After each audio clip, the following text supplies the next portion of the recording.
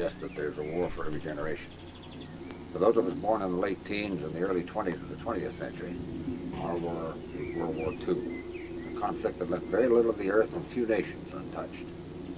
More significantly, there was no family nor individual that was not impacted upon, at least economically, if not by lifestyle disruptions of personal blood and sacrifice. Millions of men, and not a few women, were in uniform. Millions more toiled to stoke the furnaces and till the fields to support the war effort. Other millions patiently nurtured the young and mourned for loved ones and prayed for the war to end before more of their children were torn from the family and community to serve. I speak of and for all sides of this conflict, not just of and for Americans.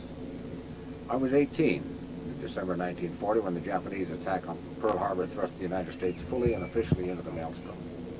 As a result of tension and war in Europe and Asia, some troops had already been trained and deployed. Each week, with appropriate bells and whistles, the community met its quota and said farewell to a few more young men. Some volunteered, not many. Most were drafted. Oftentimes I was there on the platform, playing tuba in the city band for them. Always there was a contingent of World War I veterans, gray-haired elders in American Legion uniforms, to join the cheerful mothers and fathers and uncomprehending younger brothers and sisters. I watched and waited from the sidelines while the older boys went in, my brother included, and joined with my mother and father in hanging the Blue Star pendant in our front window, indicating that we had one of our families serving. In late October 1942, the bells and whistles again sounded. The Carson City Band and the American Legion gathered on the platform of the Virginian Truckee Railroad depot to see some more of the boys off. I wasn't playing the tuba this time. This time, Albert Edwin Haines, Jr. was in the group headed for Salt Lake City for examinations and induction. On the 29th, I was sworn in. On the 30th, I trouthed my love forever to Thelda Gwilliam with a small diamond ring as evidence. My war was to become our war. She accepted and joined the ranks of those waiting while I went off to basic training at Camp Roberts, California, and then to Infantry Officer Candidate School, OCS, at Fort Benning, Georgia. I was commissioned as Second Lieutenant Infantry, 13 August 1943, a 90-day wonder, as we OCS products were referred to then. We were married in the Salt Lake Temple on the 17th of August, and were at our first duty station, Camp Alders, Texas, later that month. I was 21.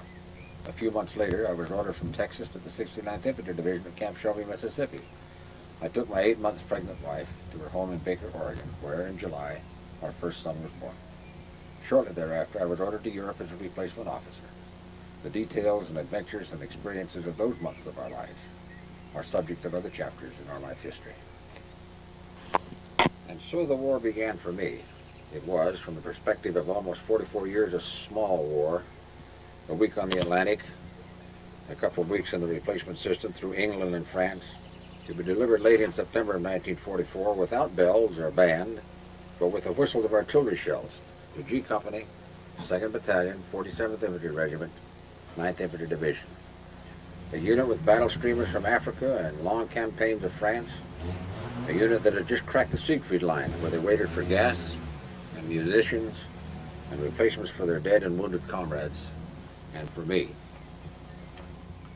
Mine was not a long war nor a big one. 4 months in my little combat area, tucked away in the northwest corner of Germany, scant yards from Holland, Belgium, Luxembourg, and France. It includes part of the Hurtgen Forest and of the Ardennes, and can be bounded on a rectangle about 40 kilometers long and not more than 3 to 5 kilometers wide.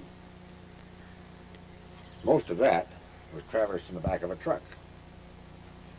Those miles compress into two areas. One near the Eschweiler and the other near Monschau. The time compartment goes into 5 weeks of outpost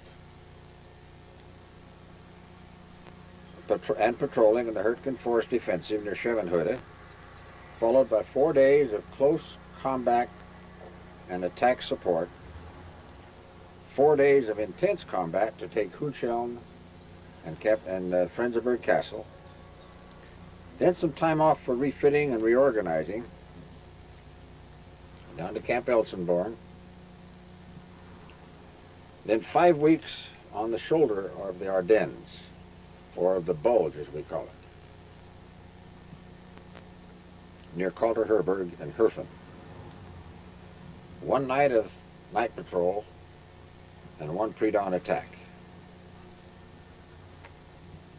Election Day, Thanksgiving Day, Christmas Day, and New Year's were only punctuation marks on the calendar, starred with rain and mud, blizzards, drift and cold, and mail from home. The Malmedy Massacre and the Valiants of Bastogne were just over the horizon. Thousands died, more thousands were wounded, and more thousands suffered hardship and misery in the name of war, of country, of patriotism, or of freedom. My war ended in the pre-dawn darkness Tuesday morning, 30 January 1945, near Herfen. No bells, no whistles, just wounds in both thighs from the hitherto silent machine gun on my flank. Then a long wait in the deep snow for evacuation. Not a hero, not outwardly a coward, just another infantry lieutenant who shouldn't have been on the point and who zigged when he should have zagged. Yes, I recovered, obviously. Operations in the field hospitals in Belgium, further treatment and rehabilitation in England, then back to my unit in May of 1945 in occupation duty in Cheyenne and first in Felbert, Germany. There to wait for my 85 deployment points to qualify me to return to the United States, which I did in January of 1946. So now, nearly 44 years later, May 1988, I returned to the site of my war, led by certain trumpets that I will comment on later, and prodded by nostalgia, by memories unresolved, and by a family that wanted me to recall and record my war for them. I invite you now to join us, whether from interest or obligation, or for insights into the times and the tides of one man who survived this war. Let's understand another cliche that is a truism. Just as there may be a war for each generation, war is hell. Within the bounds of that map live people, farmers, artisans, students, mothers, grandparents. Within the bounds of that map there were centuries-old farm buildings, manor houses, forests, fields, churches, villages, and cities. War is not pretty. It is abrupt and ruthless. And it is the utmost of stark reality of ruin and survival. Within the bounds of that map, in short cataclysmic hours, there was devastation and privation, suffering and looting. After all is said, war is individual, for those who live it and for those who wait at home, for those especially who lose life, home, and goods, for those who contest for each muddy, bloody foot of its landscape, and for those who sleep in Flanders Field. It was composed after my return from our reconnaissance of the combat area. It's composed based upon notes taken at the time, however, and upon deep and introspective thoughts that have occurred since then. For definition, I sleep at Echtz, E-C-H-T-Z. Echtz is a small crossroads within sight and sound of areas such as Langerwehe, Wiesbader, Frenzenberg, Northberg, the massacre at Merode, Hohenberg, Düren. Scenes of severe and toilful battle. I heard the voices from the earth, squads, crews, platoons, companies, individuals, equipment, weapons, toiling, stirring, exploding and moving, the collective sounds humming and reverberating, captured and still echoing in the chambers of the earth, to be heard only when a receptor is tuned. Not a measurable, identifiable wavelength, but to a time length. It is a sound like that sound drawn from the chambers of the instrument by the master violist, who has lived and experienced and savored his instrument.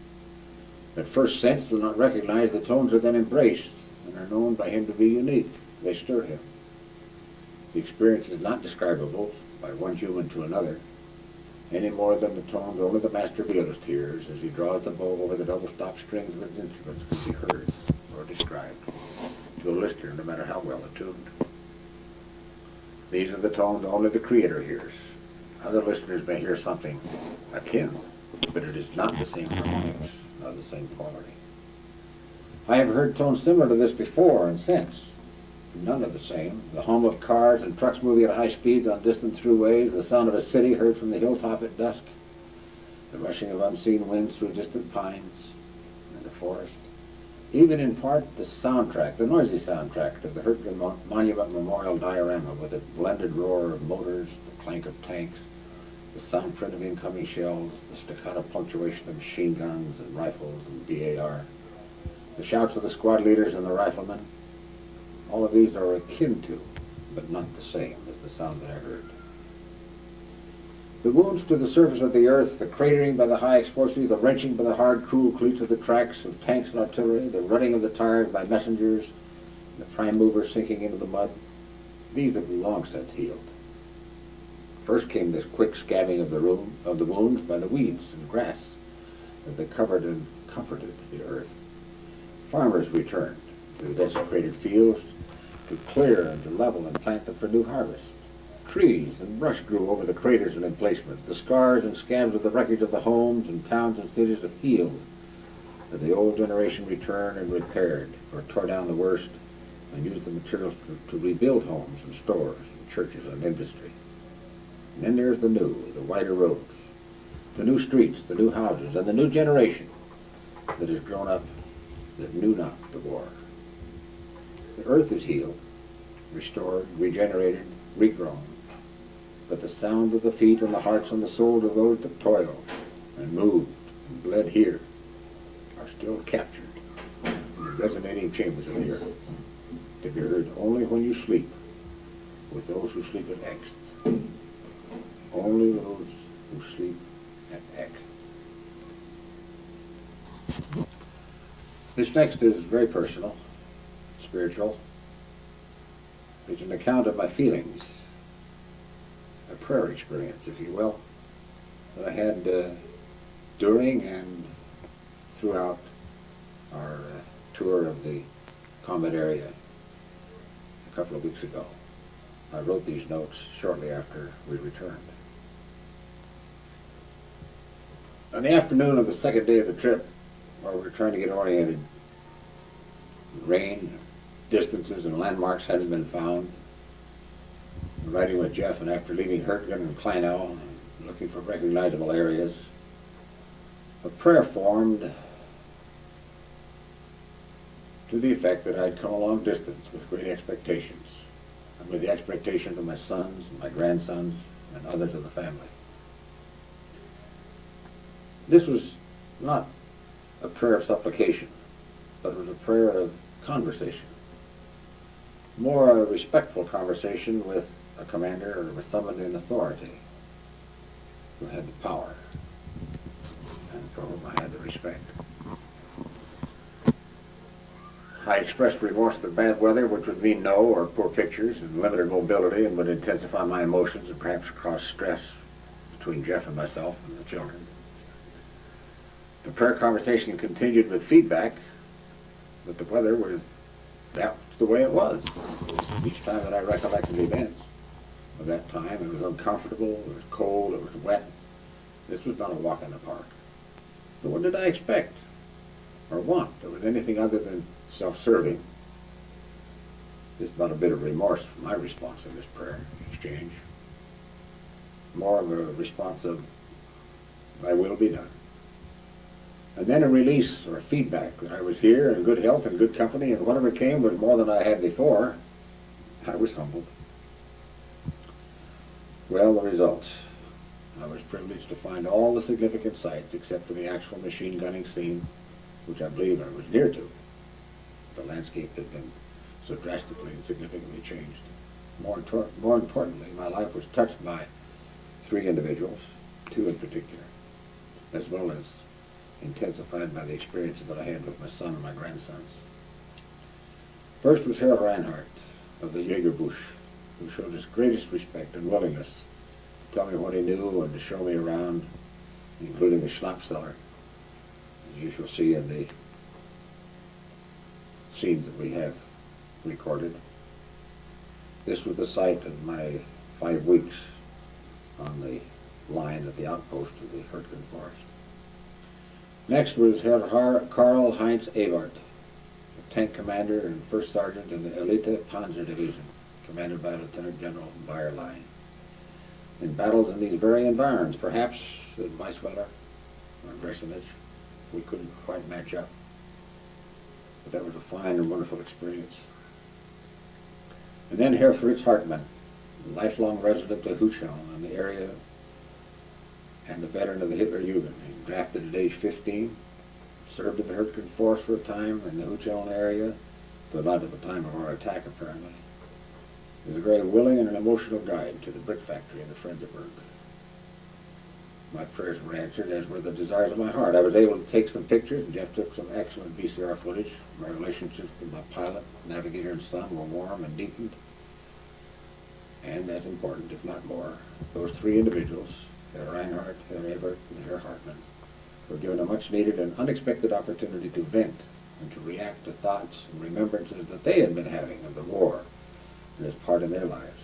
I needed them, and they needed me, and we found ourselves in warm and strange brotherhood and fellowship.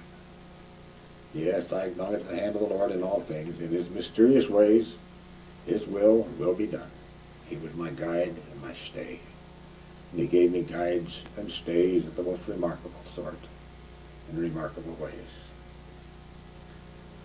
I was prompted to address Herr Karl Heinz Ebert as he was passing by doing his duties as the caretaker of the campgrounds where we stayed. Could he speak English? Was he in the battle in 1944? I struggled with my German. And then I noted I was in the infantry in battles nearby. Then he responded emotionally and warmly, and we shed tears together. With Herr Fritz Hartmann of Hucheln, the prompting was no less distinct for me to cross the main street, into this narrow street that had led to a path, feeling that this could have been the axis of our attack, to address the man painting his railing and addressing him in much the same manner as I did with Herr Ebert, and have an explosive and emotional reaction of amazement, wonderment, hospitality, as he figuratively dragged me into his house to show me books, to talk in fast German, to be concerned for my every need, water, toilet, a drink from his well-stocked bar perhaps, to ask if he could please take us in the places that I wanted to find and see, which we did, and which you see.